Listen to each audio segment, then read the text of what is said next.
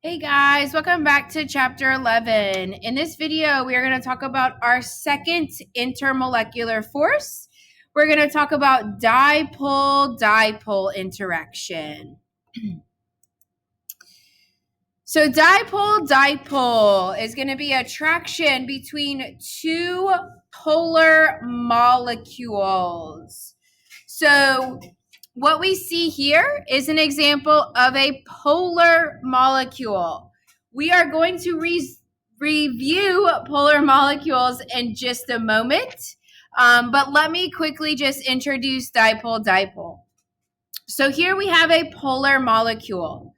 What we see is a partial positive here, partial negative here. Remember, that's the difference in the electronegativities.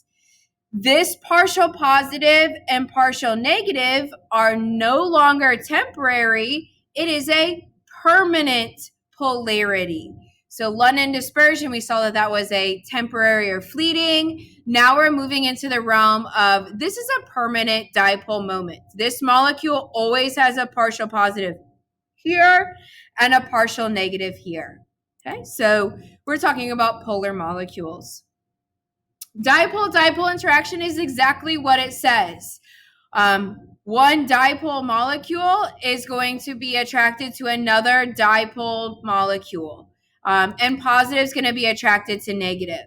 So here is the positive end of our molecule, the partial negative end of our molecule, and that partial negative is going to be attracted to a partial positive from another molecule.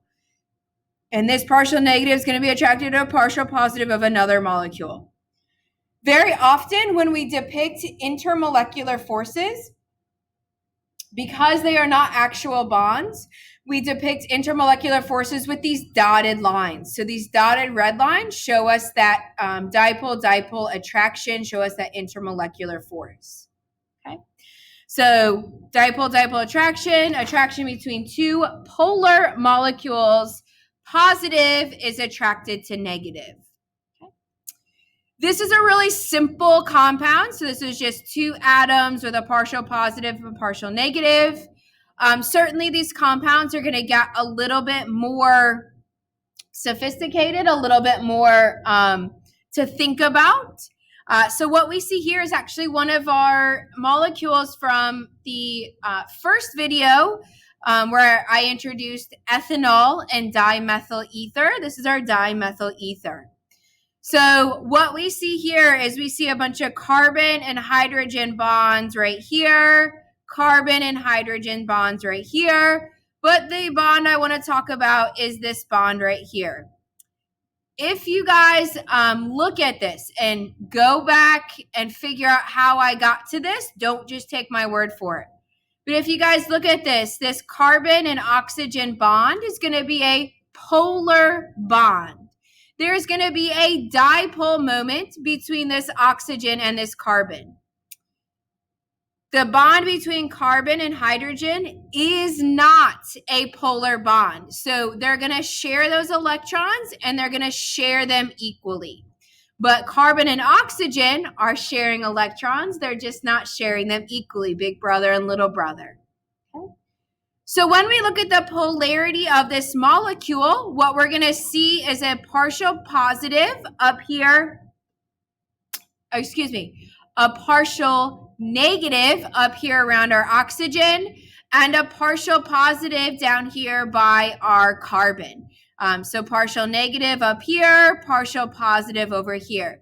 So we're going to see a separation of charge within this molecule. This is going to be a polar molecule. And if you're still fuzzy on how do we determine polarity of molecules, stay tuned. I'm about to get you through all of that.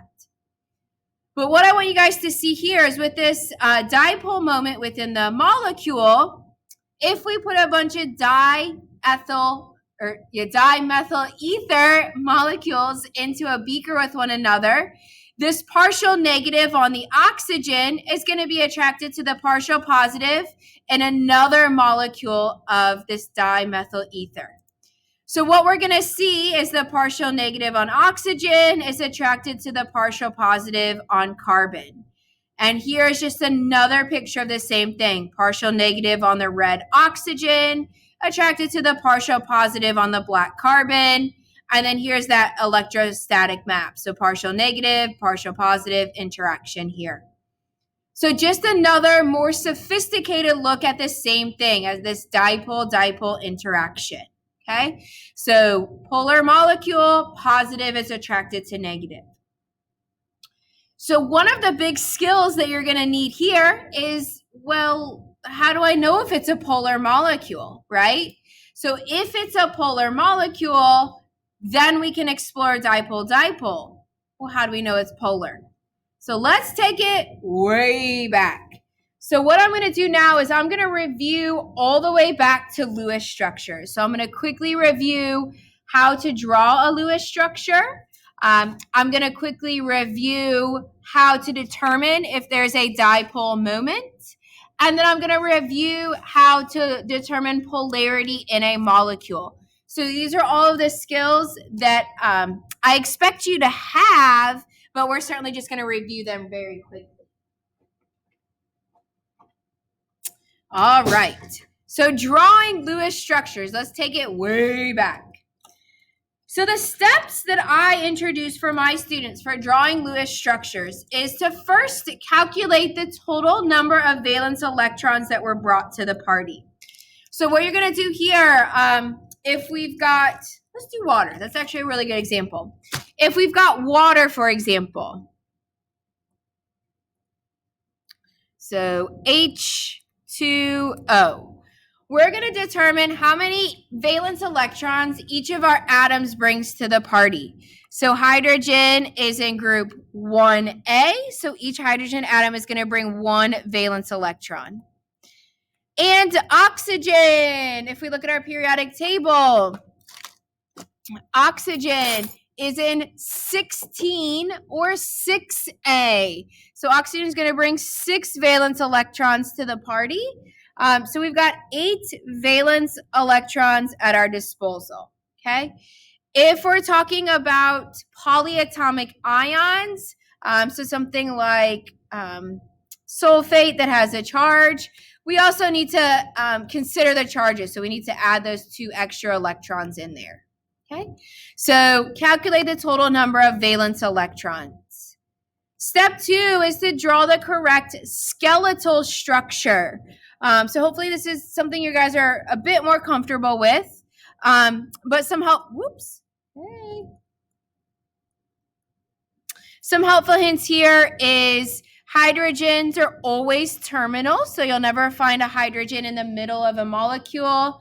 And we always try symmetrical approaches first. So we have 2 hydrogens, 1 oxygen, oxygen's in the middle, the 2 hydrogens are on either side. Okay, so draw the correct skeletal structure. Step 3 is distribute electrons, filling as many octets or duets as possible. So I have 8 valence electrons I need to find a home for, so I'm just going to start giving them away. I always start with bonded pairs, so remember a bonding pair represents 2 electrons. So 1, 2, 3, 4. And then I start giving away lone pairs, 5, 6, 7, 8. I have to stop. I've distributed all of the electrons that I have at the party. I have no more electrons to give away. Okay. Now I need to go back and make sure that everybody's happy. So hydrogen is happy with a duet, and he is touching 2 electrons. So 1, 2, he's happy. Hydrogen's happy with a duet. 1, 2, he's happy. Oxygen wants 8 electrons. He's touching 1, 2, 3, 4, 5, 6, 7, 8. So he's happy. If an atom lacks an octet and you've used all of the electrons at your disposal, if and only if somebody lacks an octet, then you can explore double and triple bonds. But this is a last resort, and we start with 1 at a time. We don't just load our paper up. We start with 1 at a time. Okay, so the next thing we need to do, we've got our Lewis structure onto the paper. The next thing we need to do is review three-dimensional figures, three-dimensional structures. So what we used here was the Vesper model, valence shell, electron, pair, repulsion. So the moral of the story here is electron groups repel each other. They want to get as far away from each other as they can possibly get. Okay. So we have tables that will help us with this now, as long as we can correctly identify electron groups. You can find an example of this full table in the helpful handouts portion of Blackboard. So I highly recommend you go there and just have access to one of those for this chapter. So what we see here is bonding groups and lone pairs, okay? Very often I find when students get proficient at this, they ignore this first category because it tends to confuse them.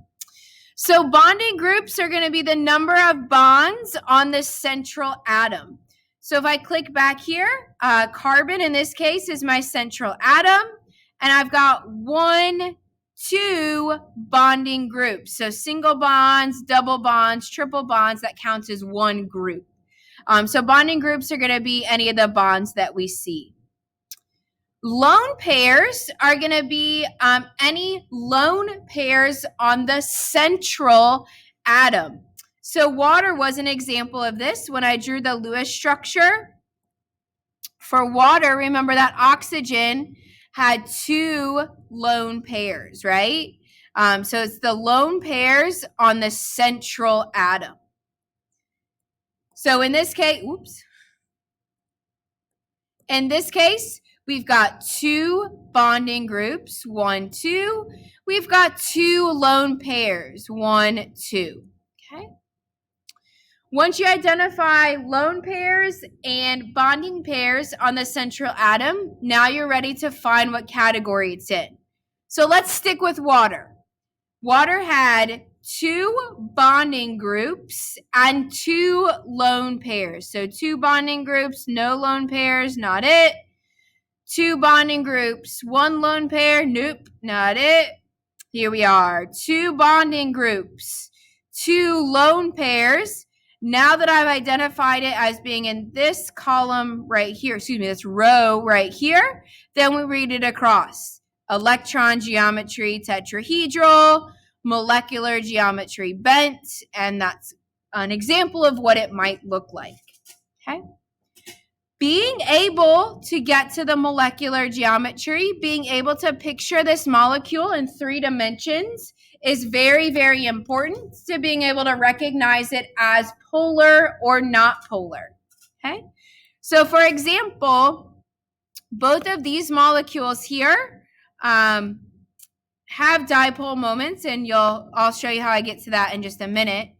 Both of these molecules here have dipole moments, but because this is a linear structure, these are pulling in equal and opposite directions. So this is actually a non-polar molecule because of the way those dipole moments are pulling. This guy, on the other hand, is a polar molecule. So there is a dipole moment pulling down to the left, down to the right, but there's nothing up here balancing it out. So this guy being bent, polar molecule, this guy being linear, non-polar. Okay. Well, how do I decide if there's a polar molecule or not? So let's review this idea of a dipole moment. I've said that word a lot. Let's make sure we understand it. So a dipole moment is going to be a separation of charge within a bond. We are talking about covalent bonds.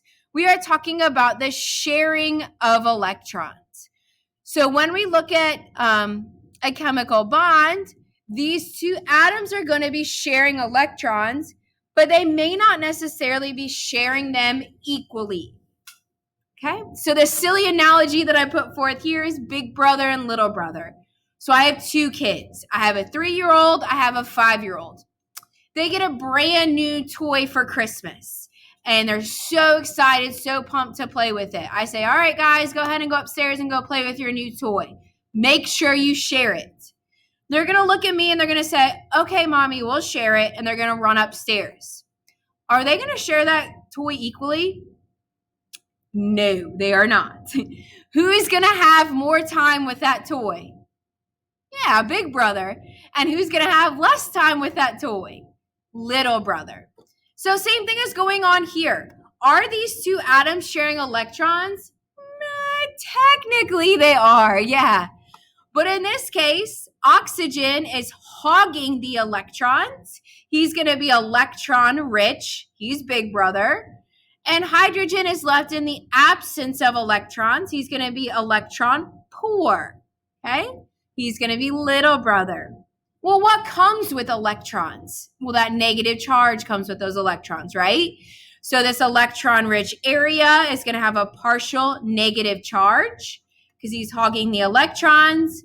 This electron-poor area is going to have a partial positive because he's left in the absence. Okay? So that's big brother and little brother, that separation of charge.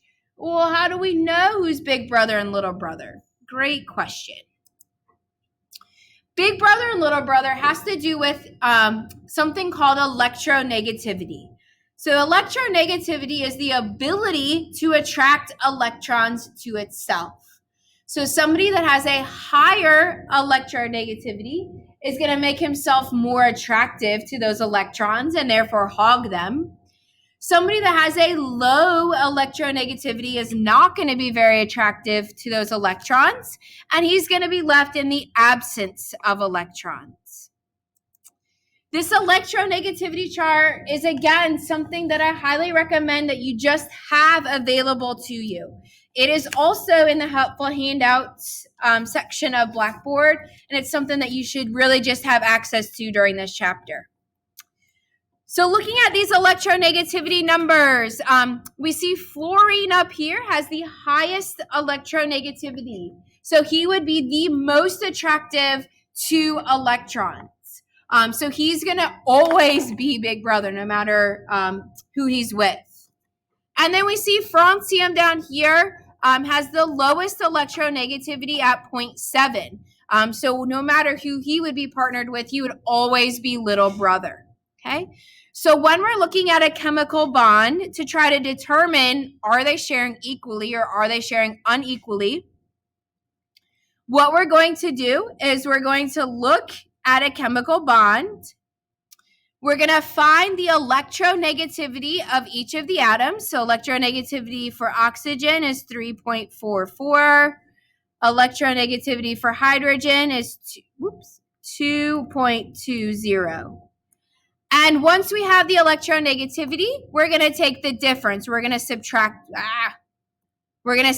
them. So 3.44 minus 2.20. So the electronegativity difference here is 1.24.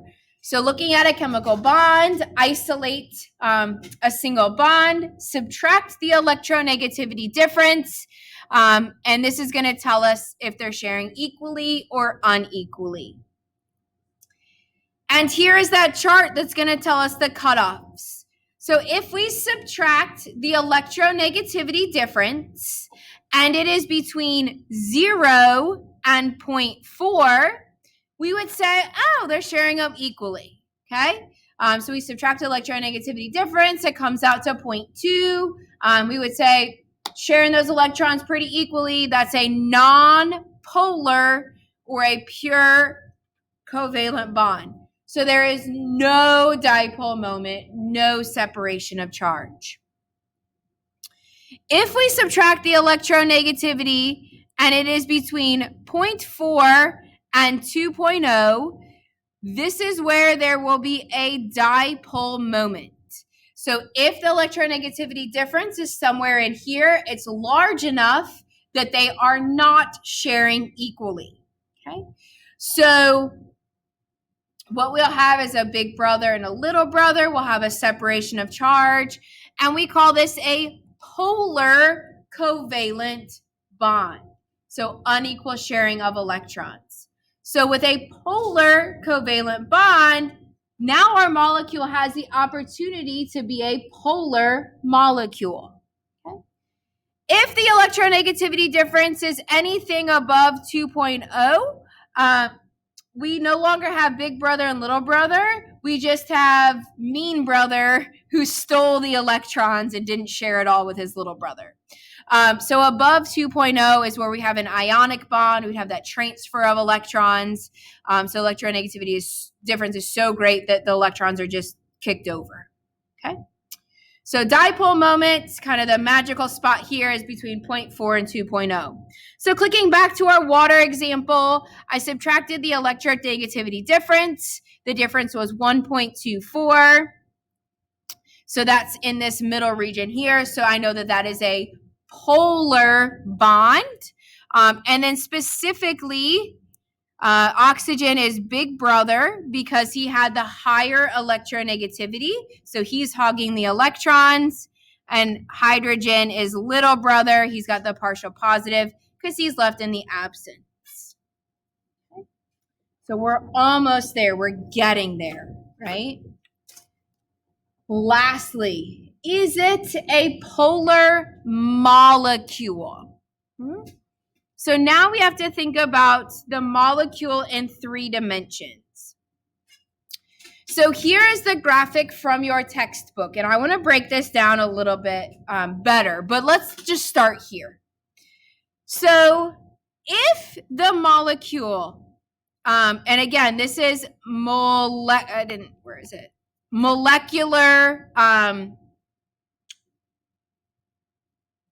this is electron geometry, molecular geometry. This is molecular geometry. Okay. So if the molecular geometry is linear, trigonal planar, or tetrahedral, that does not lend itself to being a polar molecule. So even if there is a dipole moment in one of these 3 molecules, what happens is we've got an equal tug of war here. So the big brother would be pulling on the electrons, but he would be pulling in an equal and opposite direction from another big brother. So the example here was carbon dioxide. So if you look at the bond between carbon and oxygen, it is in fact a polar bond. So oxygen would be pulling on the electrons this way, but we also have oxygen pulling on the electrons this way. So they're pulling in an equal and opposite direction, and the electrons don't actually move. They don't actually go anywhere. So we've got 2 equal pulls on either side of that rope. The rope's not going to go anywhere in tug of war. The same thing happens in trigonal planar, but now the tug of war is a 3-way tug of war. But we're pulling at the same angle in 3 directions. So again, the rope doesn't go anywhere because it's an equal and opposite. And then lastly, the hardest one to see would probably be this tetrahedral.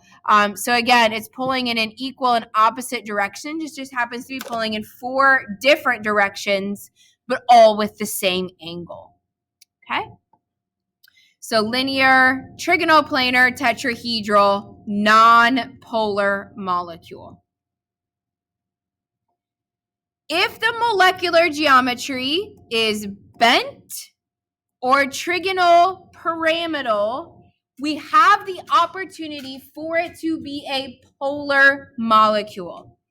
So water is our example of a bent molecule. So in this case, we know that there's a dipole moment between oxygen and hydrogen. Oxygen is big brother pulling those electrons up. So what we see here is an electron-rich region up here at the top, but there's nothing down here to pull against that. So the region at the bottom would be an electron-poor region. So there would be a net dipole in this molecule. Okay. Same thing would happen with trigonal planar. So trigonal planar, It would be something like ammonia. So think of this as kind of a tripod with ammonia being the top of it.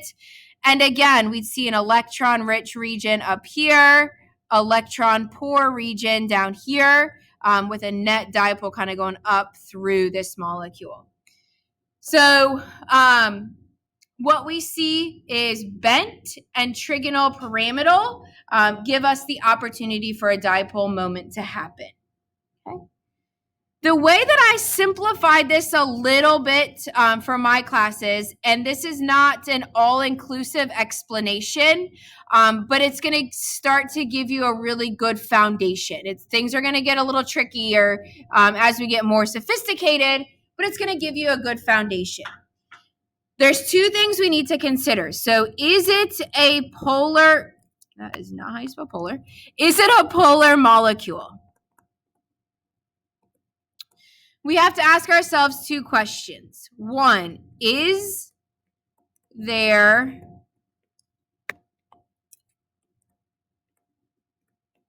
a dipole moment?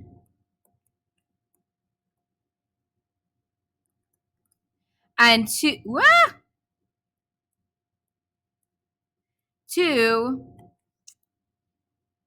are there lone pairs on the central atom?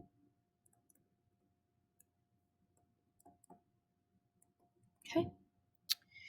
So in order for this to be a polar molecule, we need to get a yes and a yes.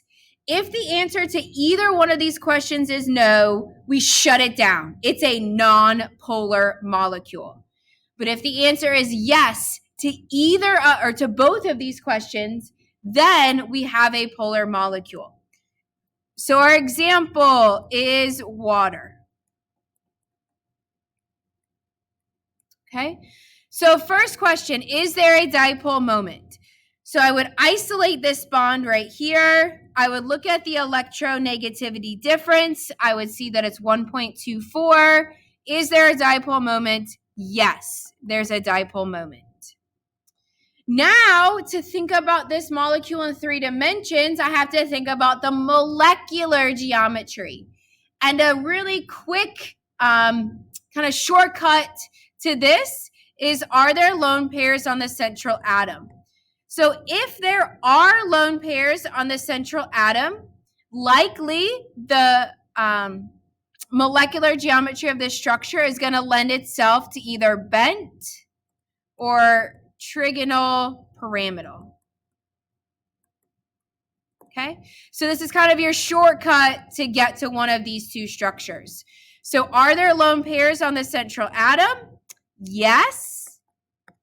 So I got a yes and a yes. It's a polar molecule. Done. Okay. If I get no to either one of these questions, I shut it down. It's a non-polar molecule. All right. So that wraps up dipole-dipole.